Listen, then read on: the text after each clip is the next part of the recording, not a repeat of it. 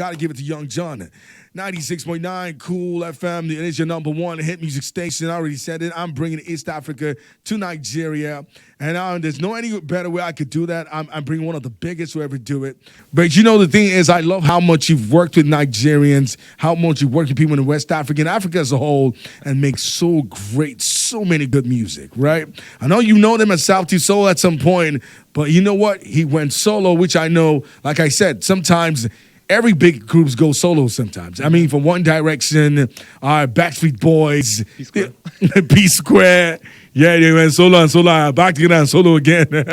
Ladies and gentlemen, I'm here with one of the East African king, straight out of Kenya, one of our African prince, however way you can put that, on a music. I mean, I could go on and on. The good thing is, it's right here on 96.9 Cool FM. His name is no other than Bien, right? I got Bien, that. yes, you got it. I got that right. Yes. Bien, how are you doing? I'm doing great, man. How far? Welcome to Nigeria. Thank you very much for having me. I mean, you are. So let me just throw this out here, right? You are one person that we all look out for in Africa. Let me tell you one thing. It's nice. I tell every African that comes here, sometimes you don't know how big you are. Mm-hmm. It's always nice to come home. No, that's home. But always come home means if I come to Kenya, it's home to me. I mean, my wife is Nigerian, so pretty much this is my second home. Jeez, I didn't know that. Yeah. Your wife is Nigerian. Yes. What state is she from? Imo. Imo State. Hey. How was your bride price, bro? Yeah. I paid white horses. That happens anyways, but you know, it's a special and beautiful state, and we pray for them every single time as well. Oh. And it's nice. I mean, you know, this comes out. You know, did ever question ever come out and say, "Well, why did you choose a Nigerian bride?" Why? Yeah. I mean, why not? I always say, why not, man? You know, I love Nigerian culture. I actually didn't choose because she's Nigerian. I just found myself in love situation with a Nigerian woman. Yes. And it just it's happened. been 10 years. It's been 10 years. I get by, bro. I feel you. You. Man. Ever question ever come out and say, "Well, why did you choose a Nigerian bride?" Why? Yeah. I mean, why not? I always say, why not, man? You know, I love Nigerian culture. I actually didn't choose because she's Nigerian. I just found myself in love situation with a Nigerian woman. Yes. And it just it's been 10 years. It's been 10 years. I get by, bro. I feel you. Man. Welcome home. Welcome to Nigeria. That's the best way I can say it. You know, the thing is, music is universal. Yeah. And then before we go into everything about you as a person, I know we Nigerians here, we know Sauti Sol. Yes. It's like an egg that, you know, can never break.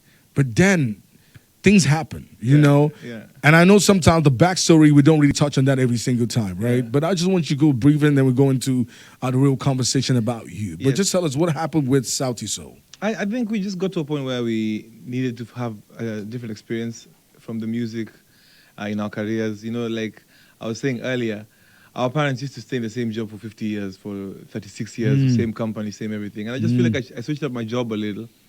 And I'm using this chance to, you know, find myself, search for myself. And Sauti Sol is pretty much intact. As long as the brotherhood is intact, everything is fine. We are still very close.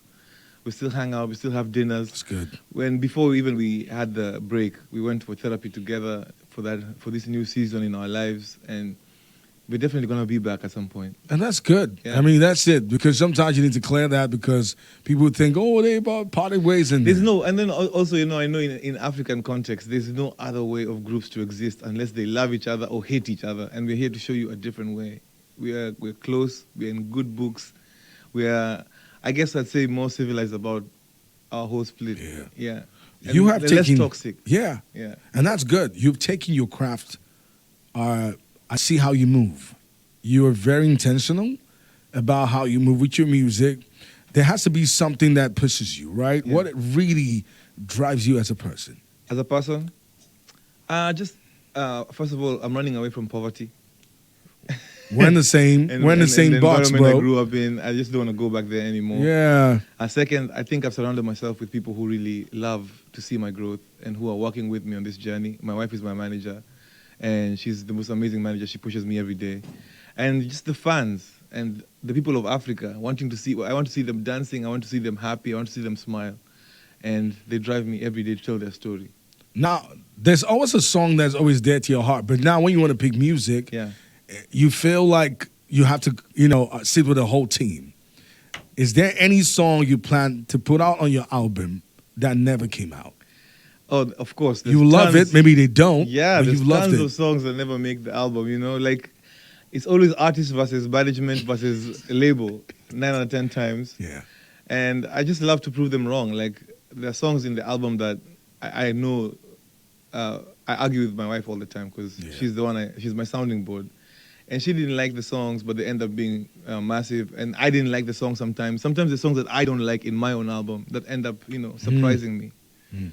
Yeah, but all in all, I put out all the art there to, express myself and make sure everyone's happy. And that's good. That's a good thing. For us, we like to party here, right? Of course. I know. We love to party here. Yeah. Now, thinking about music back home in East Africa, in Kenya, and Nigeria, what would you say, is there a difference? Or what would you say how do you categorize it? Is this something you think is different? Because we are more high energy here. Yeah, 100%. When I listen to West African music, it's very high energy, it's very percussive, it's driven with percussion, and East Africa is driven with storytelling. So our bangers are not about what song slaps the most, it's what story was told the best in the 3 minutes, in the 2 minutes. However, I think the similarity between us as people is that in both cases, music is the consciousness of the people, and music has been used, especially now during the protests that have been going on in Nigeria and in Kenya. Like you can tell that music is the saving grace of everyone, and music is what people are using to cushion themselves through the protests, for mental health, etc. You guys went in. We went in, yeah, man. We went into parliament. You guys went in. We went into parliament. We're like, Kenya. Like, you guys went in. Like, bruh, we don't want you. Get out. Yo, Kenyans went in. But, it's just to tell you that a revolution is not a birthday party. Absolutely. Yeah, and it takes more than going in. Absolutely. It takes young people being involved in governance, young people being involved, voting, taking your voters' cards and stuff like that. So I just hope we don't put the foot off the gas. Well, hopefully, the thing is, at the end of the day, the people matter. You can't take that away. Yes. And the voice matters too as well. Yes. But, I thought you guys were chilled. Chilled. Bro, I'm like, oh, no. I thought so too. You guys just went in. Yeah, escalated quick. I think it was quick. Yeah. Now, the thing is, I am more concerned about the name of your album. Yeah. I want to understand. See, it's beautiful because I think it's very creative. Mm-hmm. And now the thing is, you're going to have a body of work, he has to tell a story. Exactly. What is the story behind Alusa, Why Are You Topless? So in Sauti Sol, there's a song we did called Nishike. And in that song, we were oiled up and whining topless, and girls were going crazy. But I remember that time we were blackballed in Kenya for being a bit too risque. Mm-hmm. And people were very conservative at the time. Mm-hmm. But after doing Nishike, that was the first time we ever got an invite to come to Nigeria to perform, or to go to Tanzania, or to different countries and different spaces. So the audacity that it took us to whine topless is the audacity I'm carrying right now in my career. Mm. And I'm jumping into the next season of my life topless. My mom called me during that time, and she was like, Alusa, why are you topless? Because Alusa is my name. Yes. My mom was like, Alusa, why are you topless? I remember that's what she told me. And I was like, okay, one day I'm going to use that. And in this new season of my life, I'm topless, man. I'm audacious. I'm carrying that energy with me. Who are the guys that call you Bien? Bien is pretty much everyone who's known me outside my home calls me Bien. Mm. Yeah. My full name is Bien-Aimé. Bien-Aimé is French for well-loved. And then half of that is Bien, but Alusa is my siblings, my family. Mm. Yeah, it's my grandfather's name. I was named after him. It's crazy. Yeah. That's a story, right? And that's a great story. I love it. Alusa, why are you topless? Yep. And imagine someone who's dear to your heart called you up. And that's your mom and says, Alusa, why are you topless? Yeah. And actually, when I explained to her the whole thing, Mom, come on, man, I'm hustling. She understood. She got it, you know. So even for the fans who are listening, like when they listen to the album, they get me. They understand who I am. How do you deal with female fans? With female fans? Man, you are clearly a symbolic for people like who have just one pack. Let me explain what that means. For people who can see, the gym doesn't work anymore, bro. It does, man. I don't care. Don't lose hope. You can understand that. I don't. You know. Now the thing is, you are, first of all, I know a lot of ladies love tall men. So, I mean, we don't qualify. No big deal. Boo, no, man. Second is you are, I think why it's easy for me to tell you why you're topless, because I see that half the time, even the shirt you're wearing now, you know you have it, right? I'm trying. Now, knowing that you are married, how do you deal with that part of you? Because listen, Yeah. I want to say this might sound crazy. If the women are not rocking to your music, bro, you got to think about it. You're finished. You got to finished. think about it Yeah. again. So how do you deal with that? I'll be honest, man. My female fans have been so respectful. They understand who I am. They've grown with me for the last 20 years of listening to me sing. And I think they've been so graceful to continue rocking with me, even knowing that I'm no longer available. I'm unavailable. Huh? They know they see me. Yeah, they don't see me, but, they get it, man. They've been so respectful, honestly. My DM isn't popping at all. Which collaboration was the hardest for you? The hardest. Yeah. Can I be honest with you? Very honest, bro. None, because I feel like, so if it's with Ayra, it took us an hour to make the song. Wow. She's so talented. She came in with the melodies and immediately we attacked. If it's Adekunle Gold, I called him, I sent him the track, and he sent me the verse like in 2 days. Like none of the features I have in my album were in any way difficult. With Taiwa, he was in studio with me. We cut something in 2 hours. Like everyone I worked with is a special friend, a personal friend, and they were just so graceful to give me their time. And that's good. That's a good thing because, when you think about it, the fact is, having to get in people's minds and headspace is a lot different because I also realized that a lot of people have complained about reaching out to people and saying, let's make a song together. But do you think sometimes you felt it was a lot easier because people want to work with you? I also think it's many years of just me being in the game and people and building that credibility, because nobody owes you any favors. Absolutely. Nobody owes you a feature, but I think by virtue that I have cultivated an audience for a long time, people respect that, people value that, and that's why they work with me.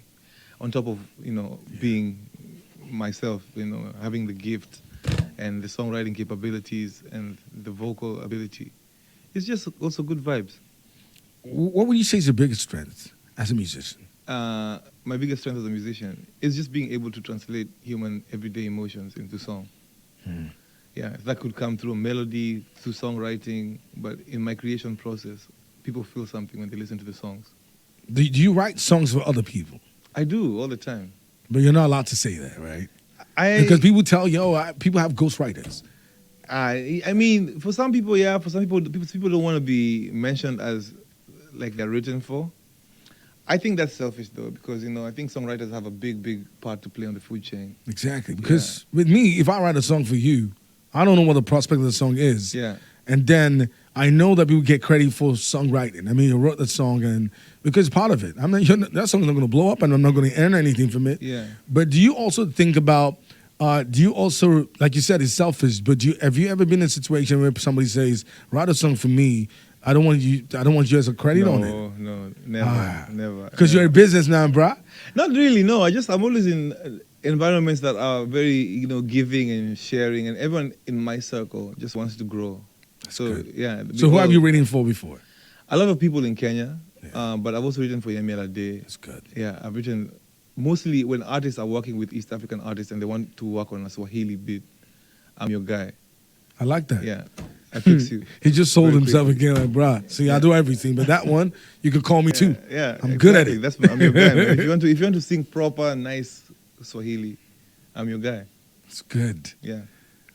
The thing is, you perform I'm sure you've gone to a lot of gigs and you perform for, which so far has been your most challenging situation as a solo artist? As a solo artist, all my first shows, because I was so used to being on stage with other people, and then now it was just me by myself. I've had to grow into that. So I can say it's been a steep learning curve in an upward direction, and I'm generally much better now than I was. But in the beginning, I was trash. What do you mean with trash? I just had dead spots in the set. Like I didn't know what I was doing on stage half the time. I hadn't built catalog as well. I can imagine. So I was like trying to hype a crowd using my old music, that's Sauti Sol stuff. And they were like, where's the rest of the guys? Because people were still, that's a very But people weird need to moment. understand that, like, because let me use P Square for example, right? Yeah. You see them perform their own solo songs, but they make some records together. Yeah. You have the right to perform the songs because Listen, I wrote those songs, I'll perform them, yeah. But people just make you feel some type of way. Actually, it's not even people. Usually, more often than not, it's me who feels some type of way. okay. Yeah, so I've had to work through those insecurities.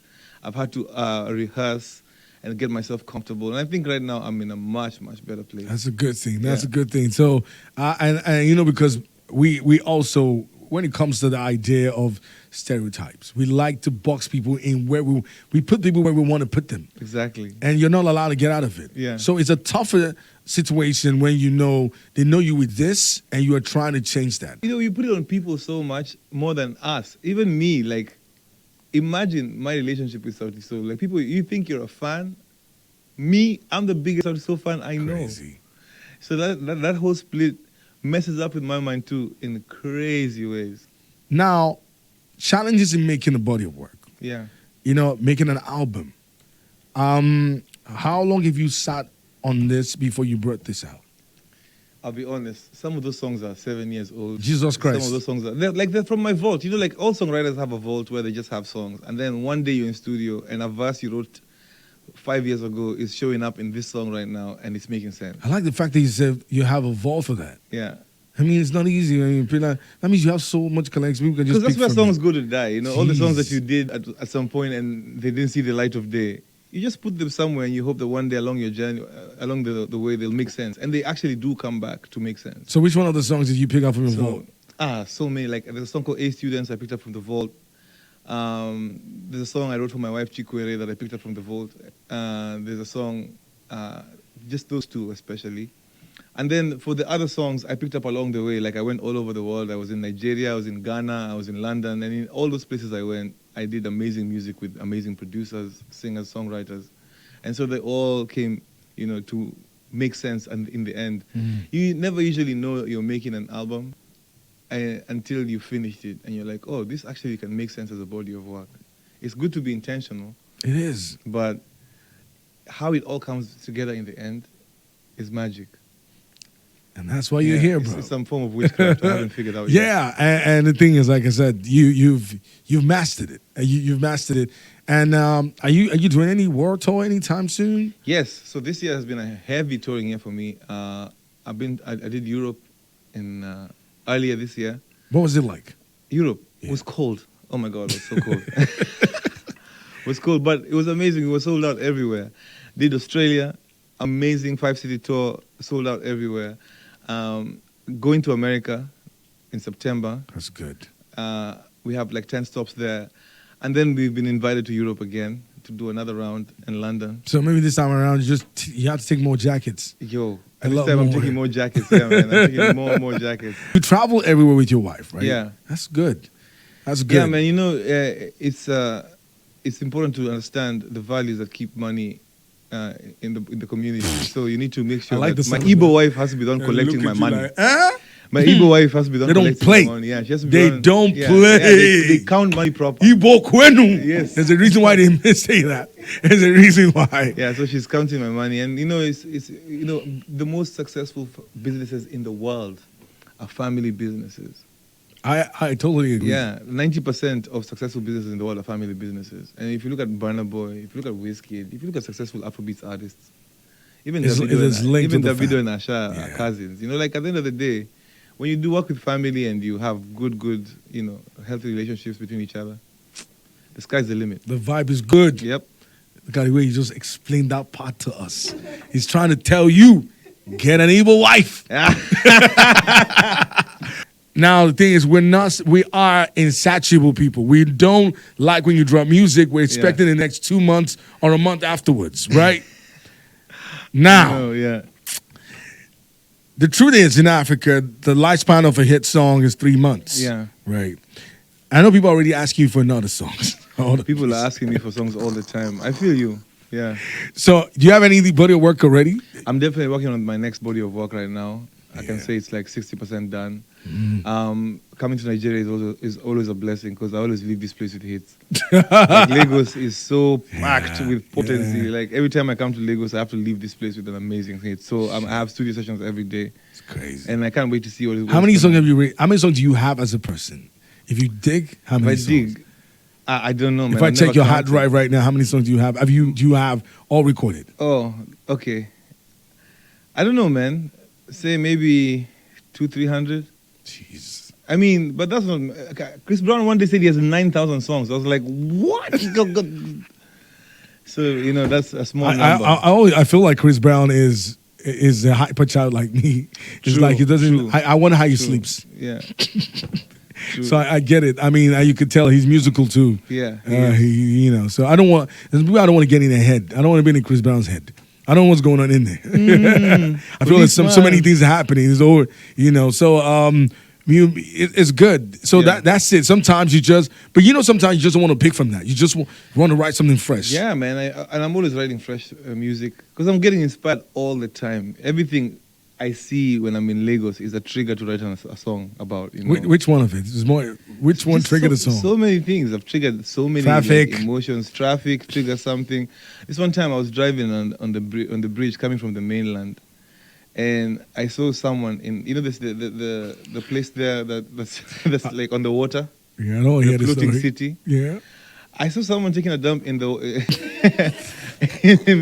in broad daylight. That's why I said I don't want to And hear I was the story. like, that's freedom. That is the Nigeria people are fighting for. Man. That's freedom. I love that, man. You tell me where in the world you can take a dump during the day, in broad daylight, and nobody asks you a question. People were just like carrying on with their business. And he was all the way down there, though, in the water. So I was in shock for a few minutes. And then I also got used to it real quick. You know the funny thing? This is the first time you make me. I've ever been proud about someone doing something wrong. Take your freedom. Nigeria, That's take your crazy. freedom, yeah. You're the only guy that defined that as freedom. I love that. That's freedom. Thank you so much, BN, for coming on the show. Always Yeah, a great thank you for having time. me. My first time talking to you. We met a couple of times. Last time I was in Kenya. Keep it up. I love what you're doing. Thank you. Next time you're in Nairobi, please, you must come for dinner at my house. I will. I have to make you I will. nyama choma. I have to make you some Kenyan food. That's good. I will. Yeah. There's the Kenyan food with the I think it's vegetable or Kachumbari? kachumbari. And it's not bad. I think they eat it with something like wheat. I'm not too sure. Yeah, it's white. ugali. Ugali. Yeah. Hey, okay. I see you did. I like the vibe. Straight ugali. Yeah.